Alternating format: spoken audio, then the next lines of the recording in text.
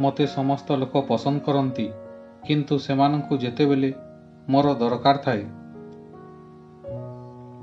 ଜୀବନ ବଞ୍ଚିବାର 2ଟି ନିୟମ ଅଛି। ପ୍ରଥମଟି ହେଲା ଯେଉଁଟା ତୁମକୁ ପସନ୍ଦ ଆସୁଛି ତାକୁ ହାସିଲ କର, ଓ ଦ୍ୱିତୀୟଟି ହେଲା ଯେଉଁଟା ତୁମ ପାଖରେ ଅଛି ତା ସହ ବଞ୍ଚିବା ଶିଖିନିଅ। କୌଣସି ଜିନିଷର ମୂଲ୍ୟ ତାହା ମିଳିବା ପୂର୍ବରୁ ଜଣାପଡ଼େ ଓ ମଣିଷର ମୂଲ୍ୟ ତାହାର ମୃତ୍ୟୁ ପରେ ଜଣାପଡ଼େ। ଭୁଲ ଯାହାର ହୋଇଥିଲେ ମଧ୍ୟ ଲୁହ ସବୁବେଳେ ନିର୍ଦ୍ଦୋଷର ହୋଇଥାଏ। ଯିଏ ତୁମ ଭରସାକୁ ଭାଙ୍ଗିବ ତାକୁ ଧନ୍ୟବାଦ କରନ୍ତୁ, କାହିଁକି ନା ସେ ଆମକୁ ଶିଖାଏ କି ବହୁତ ଭାବିଚିନ୍ତି ଭରସା କରିବା ଉଚିତ।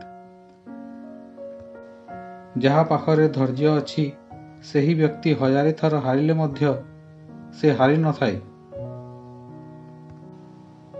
ସେମାନେ ଜିତି ନଥାନ୍ତି ଯେଉଁମାନେ କେବେ ହାରି ନଥାନ୍ତି, ସେମାନେ ଜିତିଥାନ୍ତି ଯେଉଁମାନେ କେବେ ହାର ମାନି ନଥାନ୍ତି। ମାଗଣା କେବଳ ମା ବାପାଙ୍କ ଭଲ ପାଇବା ମିଳିଥାଏ। ଏହାପରେ ଦୁନିଆର ସମସ୍ତ ସମ୍ପର୍କ ପାଇଁ କିଛି ନା କିଛି ମୂଲ୍ୟ ଦେବାକୁ ପଡ଼ିଥାଏ। ମଣିଷର ବୁଦ୍ଧି କେବଳ ଏତିକି, ତାକୁ ଯଦି ପଶୁ କହିବେ ତ ସେ ରାଗିଯିବ ଓ ତାକୁ ଯଦି ବାଘ କହିବ ତ ସେ ଖୁସି ହେବ।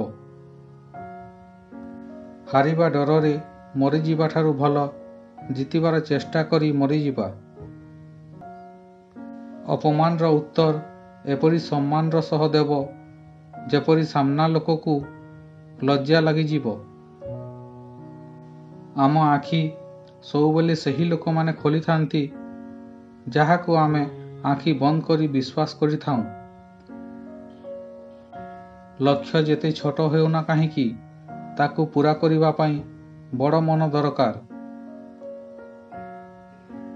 ଯେଉଁ ଜିନିଷ ଆପଣଙ୍କୁ ବାଧା ଦେଇଥାଏ ସେହି ଜିନିଷ ଆପଣଙ୍କୁ ପରିବର୍ତ୍ତନ କରିଥାଏ।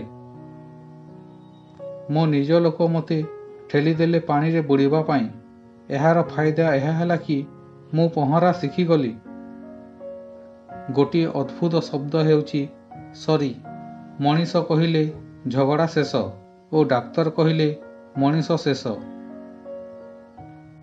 ଭଗବାନ ଦାମିକା ଘଡ଼ି ସମସ୍ତଙ୍କୁ ଦିଅନ୍ତୁ, କିନ୍ତୁ ଦୁଃଖର ଘଡ଼ି କାହାକୁ ନ ଦିଅନ୍ତୁ।